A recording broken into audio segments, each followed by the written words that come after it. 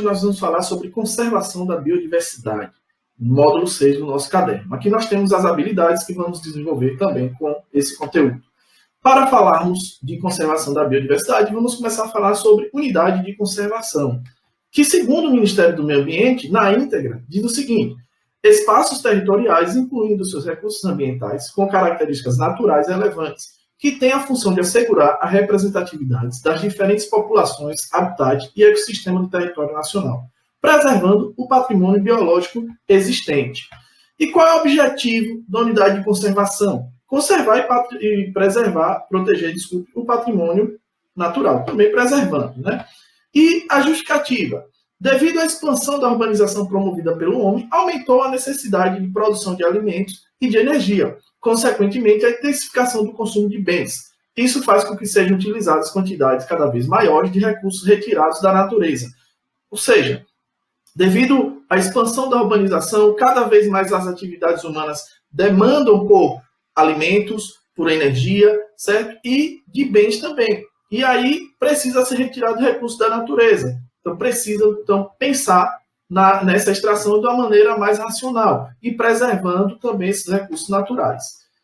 No Brasil, até 2019, janeiro de 2019, tínhamos 2.309 unidades de conservação, que protegem e conservam os seguintes biomas: Amazônia, Caatinga, Cerrado, Mata Atlântica, Pampa e Pantanal.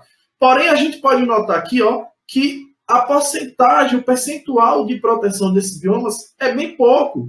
Por exemplo, a Amazônia, que tem o maior percentual de bioma protegido, apenas 28,7%. O restante está desprotegido e muitas atividades que degradam, que destroem esse ecossistema estão sendo realizadas, sem proteção nenhuma. Quer dizer que precisamos expandir mais essa unidade de conservação nesses biomas. E para implementação de unidade de conservação, primeiro é preciso que seja feito um plano de manejo, que é um documento que vai ser elaborado com base em diferentes estudos que estabelecem objetivos gerais pelos quais a unidade de conservação foi criada, bem como as normas de restrição para uso, as ações a serem desenvolvidas e o manejo dos recursos naturais.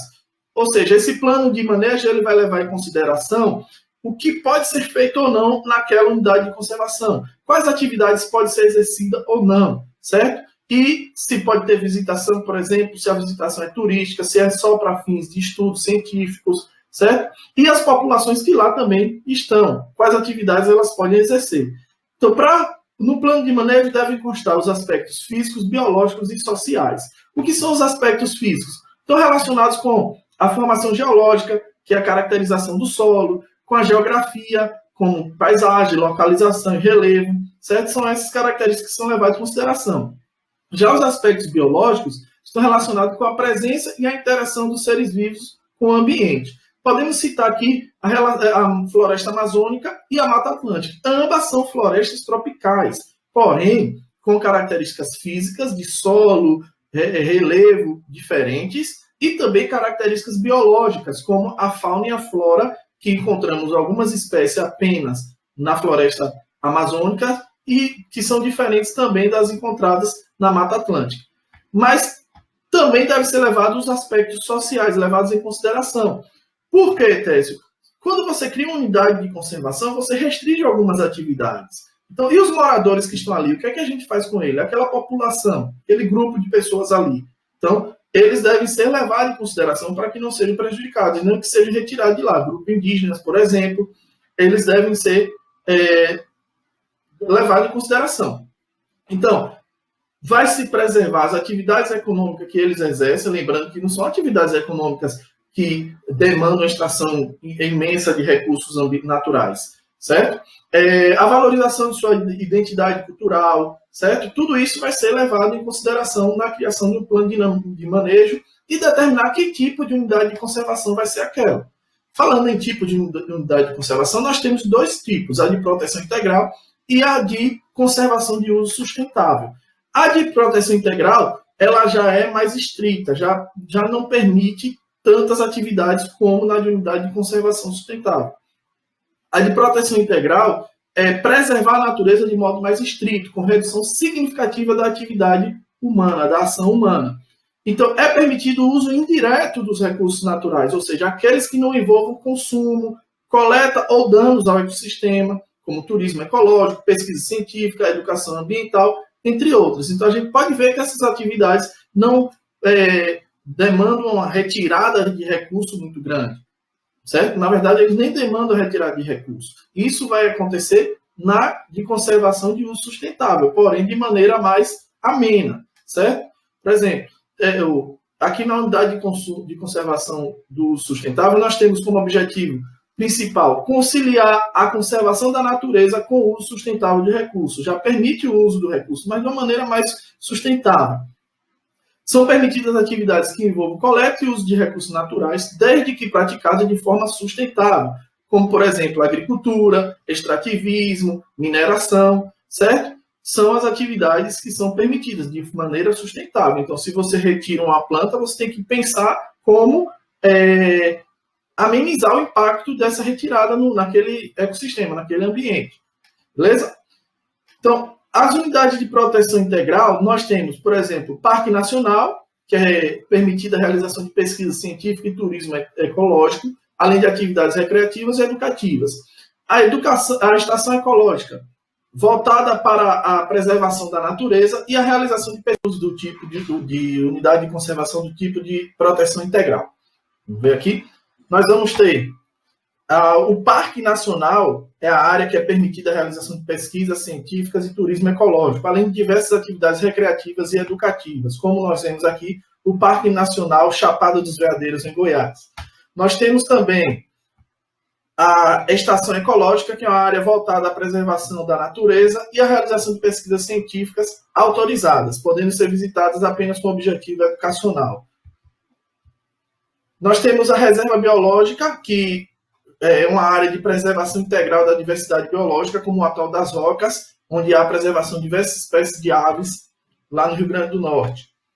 Nós temos o Monumento Natural, que é a área voltada à preservação de sítios naturais raros, como no caso da Gruta da Lagoa Azul, lá no Bonito, Mato Grosso do Sul.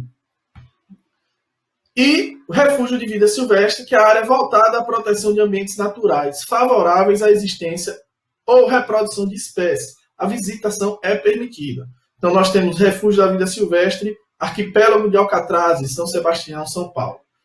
E aí nós vamos ver, então, os exemplos de unidade de conservação de uso sustentável.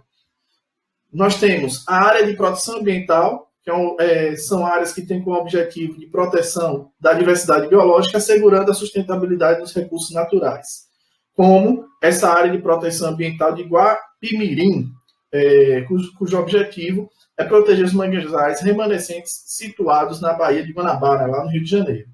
Nós temos também a Floresta Nacional, que tem como princípio o uso sustentável e diversificado dos recursos florestais e a pesquisa científica, como essa Floresta Nacional de Tapirapé-Aquiri, no Pará. Tem como objetivo proteger grande parte da floresta amazônica em região de grande exploração de jazidas de ferro.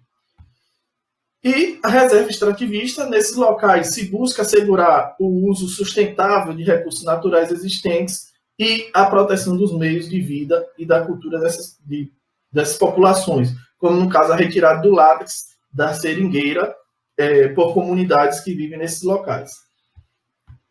E a área de reserva de desenvolvimento sustentável, área onde vivem populações tradicionais que se baseiam em sistemas sustentáveis de exploração de recursos naturais, desenvolvido ao longo de gerações e adaptado às condições ecológicas locais. Nessas áreas, as populações se adaptam ao que essa região tem para dar, sem introduzir produtos de outras localidades. Eles vivem lá obedecendo o que esses ecossistemas, essas localidades têm para oferecer.